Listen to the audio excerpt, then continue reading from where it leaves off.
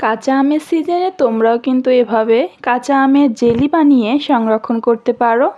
এটা কিন্তু পাউরুটি দিয়ে খাওয়া যাবে, আবার রুটি দিয়েও পরিবেশন করা যাবে। বিশেষ করে পাউরুটি দিয়ে খেতে বেশি ভালো লাগে।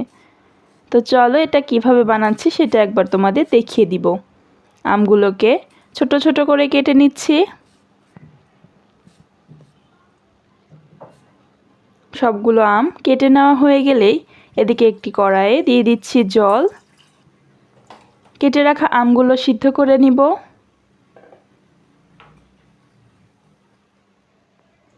ঢাকা দিয়ে দিচ্ছি। 10 মিনিট পর আমগুলো বেশ ভালো মতো সিদ্ধ হয়ে গেছে। জলটা ফেলে দিব। আমটাকে ম্যাশ করে নিতে হবে। একটু ছাঁকনির সাহায্যে ছেঁকে নিচ্ছি, কারণ আমের মধ্যে আঁশ আছে। আঁশগুলো আমরা ফেলে দিব।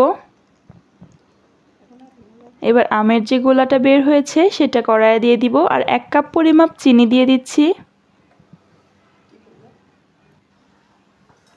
আমের টক অনুযায়ী তোমরা মিষ্টিটা ব্যবহার করতে পারো, পরিমাপটা বাড়িয়ে কমিয়ে নিতে পারো। এবার দিয়ে দিব ভিনেগার, যাতে এটা অনেক দিন সংরক্ষণ করে রাখা যায়।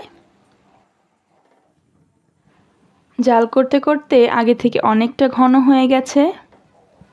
এবার আমরা একটা বাটিতে একটু জল নিয়ে তার মধ্যে দিয়ে দিব কর্নফ্লাওয়ার।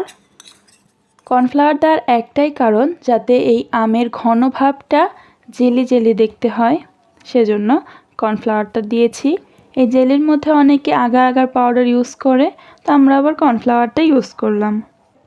এবার দিয়ে দিচ্ছি ফুড কালার, যেটা অপশনাল, শুধুমাত্র রঙের জন্য ব্যবহার করছি। যেহেতু এটা কাঁচা আমের হবে সেজন্য একটু সবুজ রঙের ফুড কালারটা ব্যবহার করছি।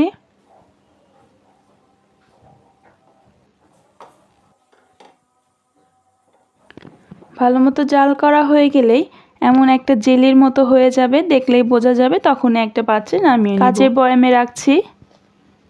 যেহেতু ভিনেগার দেওয়া সেহেতু বাইরে আমরা সংরক্ষণ করে রেখে দিতে পারবো। ওকে, দেখা হচ্ছে নেক্সট কোনো শর্টসে। ততক্ষণ তোমরা ভালো থেকো। Bye bye.